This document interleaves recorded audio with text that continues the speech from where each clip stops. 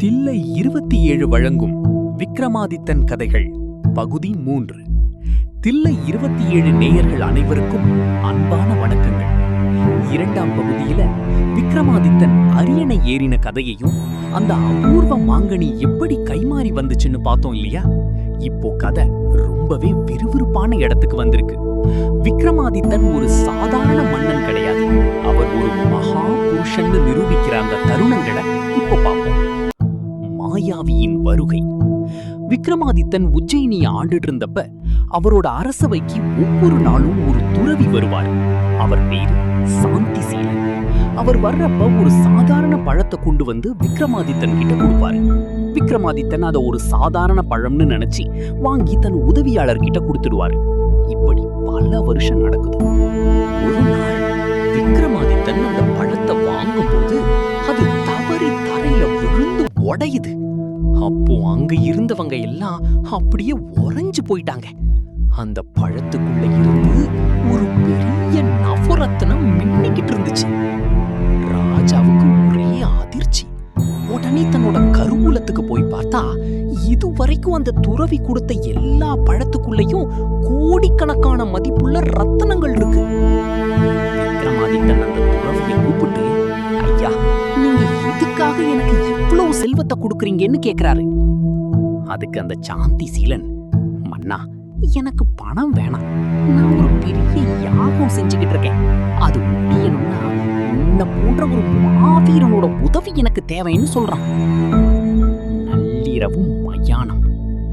அந்த துறவி கேட்ட உதவி என்ன தெரியுமா? அடுத்த அமாவாசை அன்னைக்கு ராத்திரி நேரத்துல பக்கத்துல இருக்கிற சுடுகாட்டுக்கு நீ வரணும்.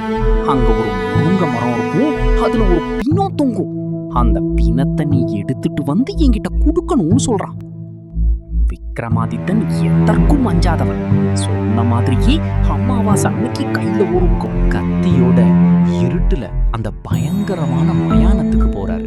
அங்க காத்து ஊளையிடுது, நரிகள் கத்துது, எரியிற பிணத்தோட வாசம். ஆனா ராஜா பயப்படல. அந்த முருங்க மரத்தை கண்டுபிடிச்சு அதுல தொங்குற பிணத்தை கீழே இறக்குறாரு. அப்பதான் அந்த அதிசயம் நடக்குது. அந்த பிணம் கலகலான்னு சிரிக்குது. அதுதான் வேதாளம். விக்ரமாதித்தன் அதை தன் தோள் மேல போட்டுக்கிட்டு நடக்கிறார். அப்போ அந்த வேதாளம் பேசுது, மன்னா, நீ ரொம்ப துணிச்சல்காரன். ஆனா இந்த தூரம் ரொம்ப அதிகம்.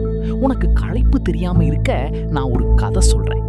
கதையோட முடிவுல நான் ஒரு கேள்வி கேட்பேன். உனக்கு பதில் தெரிஞ்சும் நீ சொல்லாம மௌனமா இருந்தா உன் தலை 1000 துண்டா வெடிச்சிடும். ஆனா நீ பதில் சொல்லிட்டா நான் திரும்பவும் ஓடி போய் மரத்துல ஏறிப்பேன். ஒரு கண்டிஷன் போடுது. முதல் வேதாள கதை. உண்மையான தியாகி யாரு? வேதாளம் தன் முதல் கதையை சொல்ல ஆரம்பிக்குது. மன்னா, மதுராபுரின்னு ஒரு ஊர். அங்க ஒரு அழகான இளவரசி இருந்தான். அவளை மணக்க 3 வாலிபர்கள் போட்டி போட்டாங்க. ஒருத்தன் நல்ல வீரன், ஒருத்தன் பெரிய அறிவாளி, இன்னொருத்தன் சகல கலைகளும் தெரிஞ்சவன். ஆனா விதிவசமா அந்த பெண் திடீர்னு ஒரு காய்ச்சல்ல இறந்து போயிடுறான். அந்த 3 பேரும் என்ன பண்ணாங்க தெரியுமா? முதல்வன் அவளோட அஸ்தியை எடுத்துக்கிட்டு பல ஊர்களுக்கு தீர்த்த யாத்திரை போய் அவளுக்காக புண்ணியம் தேடி கொடுக்க நினைச்சான். 2வது வாலிபன் அவளை எரிச்ச அந்த சுடுகாட்டிலேயே ஒரு குடில் போட்டுக்கிட்டு அந்த சாம்பல் மேலேயே படுத்துக்கிட்டு அங்கேயே தங்கிட்டான். 3வது வாலிபன் பல தேசங்களுக்கு போய் இறந்தவர்களை உயிர்ப்பிக்கிற ஒரு மந்திரத்தை கத்துக்கிட்டு திரும்ப வரான். அவன் வந்து மந்திரத்தை சொல்ல அடுத்த நிமிஷம் அந்த பெண் உயிருடன் எழுகிறாள். இப்போ கேள்வி என்னன்னா, அந்த பெண் யாருக்கு சொந்தம்? விக்ரமாதித்தனின் நீதி. வேதாளம் கதையை முடிச்சிட்டு விக்ரமாதித்தன் கிட்ட கேக்குது, மன்னா, பதில் சொல்லு, யாருக்கு அந்த பெண் மனைவி ஆகணும்? விக்ரமாதித்தன் நிதானமா பதில் சொல்றாரு. அந்த பெண்ணை உயிர்ப்பித்தவன் அவளுக்கு தந்தை மாதிரி. அஸ்தியை எடுத்துக்கிட்டு போனவன் அவனுக்கு மகன் மாதிரி. ஆனா அவளை எரித்த இடத்திலேயே தங்கி சுகதுக்கங்களை மறந்து அங்கேயே வாழ்ந்தானா அந்த 2வது வாலிபன். அவன் தான் அவளுக்கு உண்மையான கணவன்.